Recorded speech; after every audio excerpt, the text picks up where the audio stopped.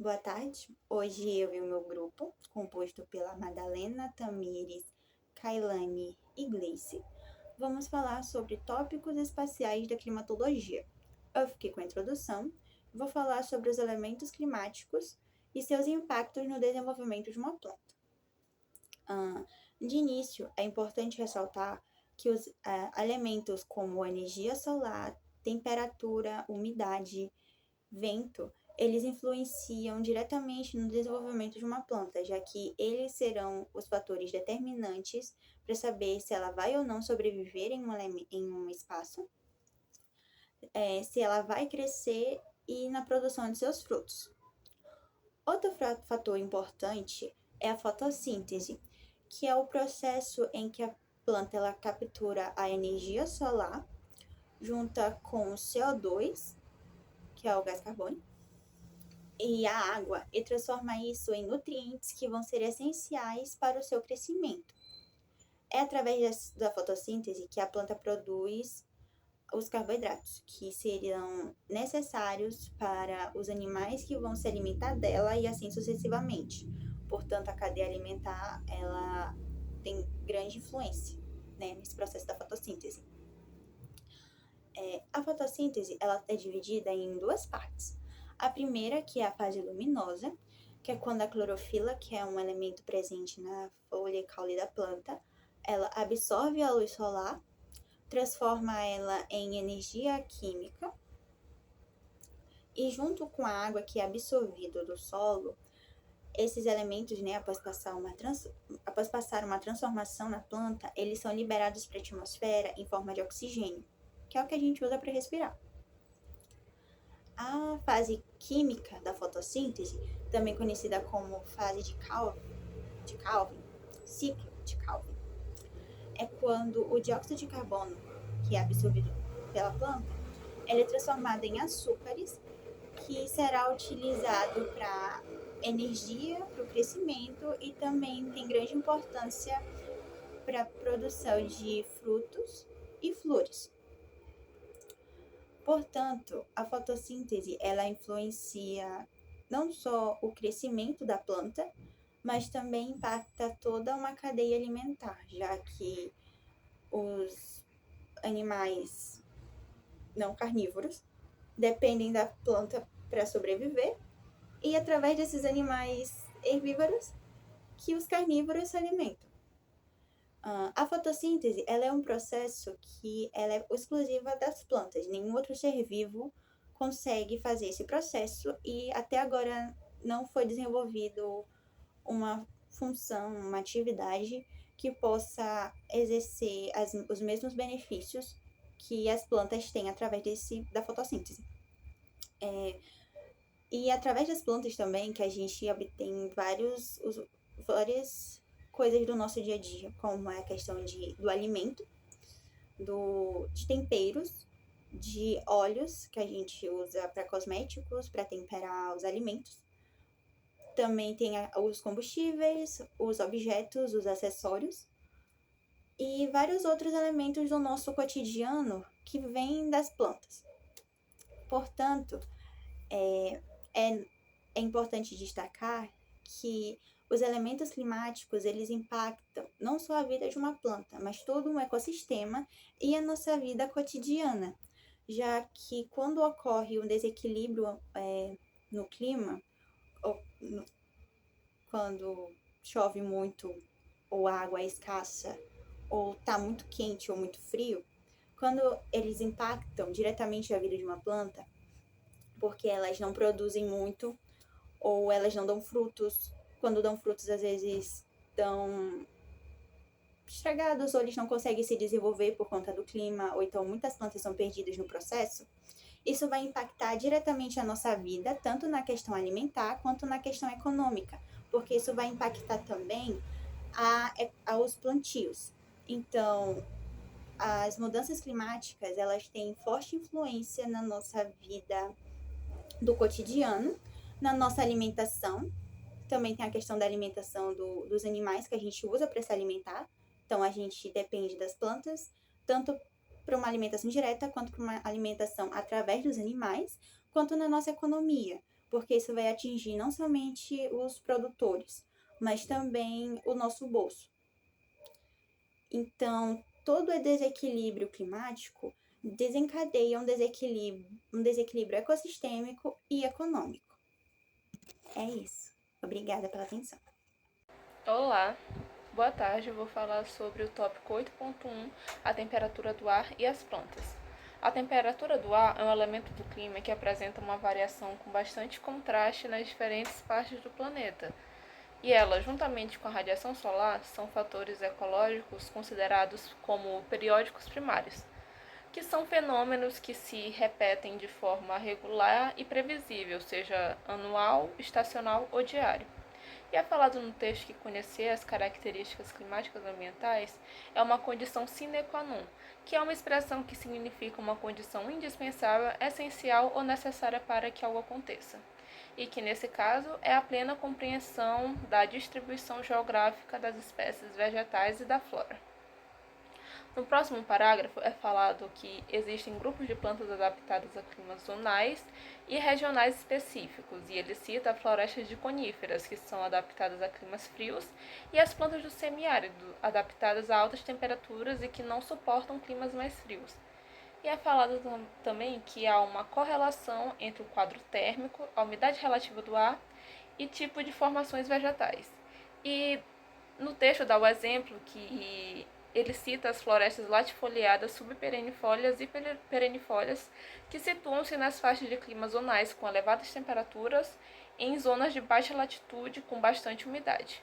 E um adendo, as florestas perennifólias e subperennifólias são tipos de vegetação caracterizadas pelas formas como elas mantêm suas folhas ao longo do ano. As perennifólias elas são compostas por plantas que mantêm suas folhas durante o ano todo, e as subperennifólias são compostas por plantas perennifólias e a outra parte das plantas, entre 20% e 50%, perdem suas folhas na estação da seca.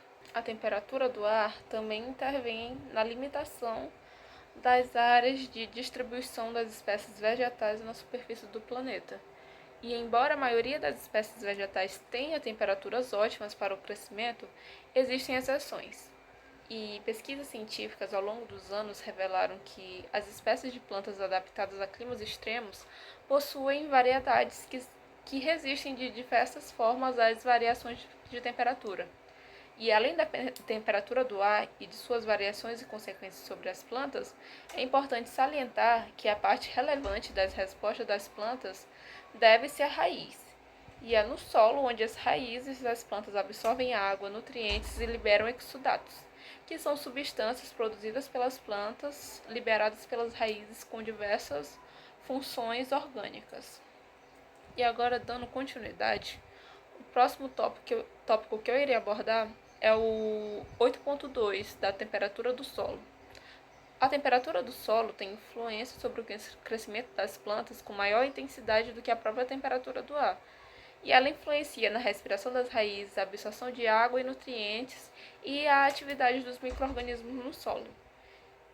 No texto foi abordado um estudo onde foi analisado o papel que o aumento da temperatura poderá exercer na produção da mandioca em áreas semiáridas. E em ensaios na região de Petrolina, no cultivo de duas variedades de mandiocas, elas não apresentam diferenças entre si, sem considerar os tratamentos com estercos ou com cultivos simultâneos. No primeiro gráfico foi analisado duas variedades de mandioca, que foi a Brasília e a Dona Diva, com o uso do cultivo simultâneo com feijão ou sem o cultivo simultâneo. No gráfico é mostrado a temperatura do solo a 1 centímetro da superfície, que é a coluna verde, e a 9 centímetros da superfície do solo, que é a coluna laranja. E em todas as situações, obviamente, a temperatura do solo a 1 centímetro da superfície é mais alta do que a de 9 centímetros, e o uso do consórcio não promoveu redução significativa da temperatura do solo. E agora no segundo gráfico também compara as mesmas profundidades, que é de 1 centímetro a 9 centímetros da superfície do solo, e as mesmas duas variedades de mandioca. mas agora em cultivos com resíduos orgânicos sobre o solo e sem esses resíduos. O uso do resíduo orgânico reduziu a temperatura da superfície do solo entre 1 e 2 graus Celsius, em relação, né, à ausência dos resíduos. E essa redução aconteceu tanto na superfície de 1 centímetro quanto a de 9 centímetros de profundidade, mostrando que diminuiu o aquecimento do solo. E a redução de temperatura do solo, no caso de cultivos em áreas do semiárido, pode trazer benefícios para a produção do cultivo, né, favorecendo a absorção de nutrientes essenciais. Agora, dando continuidade, o próximo tópico que eu vou abordar vai ser o 8.3, que é a temperatura da água de irrigação e as plantas. A irrigação tem um papel de suprir a água para as plantas, mas sua temperatura também influencia a temperatura do solo e, consequentemente, o crescimento das raízes. Em áreas quentes, como o semiárido brasileiro, a água de irrigação, se tiver, né, uma temperatura adequada, pode ajudar a resfriar o solo na zona das raízes. Mas se a água estiver muito quente ou se for usada de forma incorreta, ela pode aquecer ainda mais o solo, intensificando o calor nas raízes. E as plantas com raízes ricas em amido, como a mandioca, o inhame e a batata, são especialmente vulneráveis, né? O calor excessivo pode causar danos fisiológicos ou enzimáticos às raízes, que armazenam nutrientes essenciais para a planta, né? E esses danos podem levar à deterioração parcial ou total das raízes, comprometendo a planta e podendo levar até a sua morte. Sobre a umidade e as plantas. A umidade é a condição essencial para o desenvolvimento das plantas. Em alguns casos, a umidade é até mais essencial do que a própria temperatura. O déficit hídrico, ou seja, a escassez de umidade, acarreta inúmeras consequências para o desenvolvimento saudável da planta. As plantas, elas possuem a capacidade de se adaptar às condições locais de umidade que é oferecido. Isso é um processo que foi de adaptação ao longo do tempo. Os tipos de vegetação estão divididos em categorias. As principais são as halófitas, que são plantas que estão presentes em áreas de manguezais e elas estão aptas à salinidade. As hidrófitas são plantas que são subaquáticas e aquáticas. Elas gostam bastante de umidade. E as orófitas são plantas que elas estão adaptas às baixas temperaturas. Geralmente são de áreas montanhosas. As higrófitas, assim como as hidrófitas, são plantas que gostam bastante de umidade. Porém, elas não necessariamente são plantas de rios, lagos, ou seja, aquáticas ou subaquáticas. As tropófitas são as plantas que elas estão aptas tanto ao período de estiagem quanto ao período chuvoso. E as xerófitas são as plantas que elas estão mais aptas a período de seca, de estiagem. Elas são plantas muito presentes na região do semiárido brasileiro. Elas possuem forte poder de adaptação e elas armazenam a sua umidade geralmente nas suas raízes. Essas plantas, além disso, elas geralmente perdem suas flores no período de seca e quando chove, elas demoram cerca de 3 dias para recompor-se, ou seja, elas são plantas muito adaptáveis. A maior parte da umidade advém da precipitação pluvial, ou seja, da água das chuvas.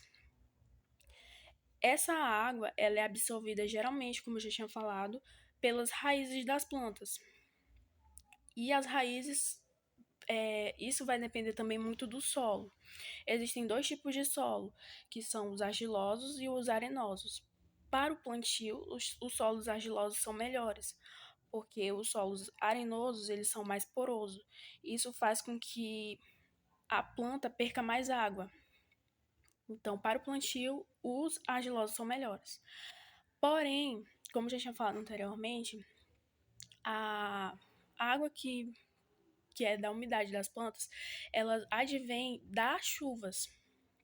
E essas chuvas, algumas vezes, geralmente não é de forma tão homogênea.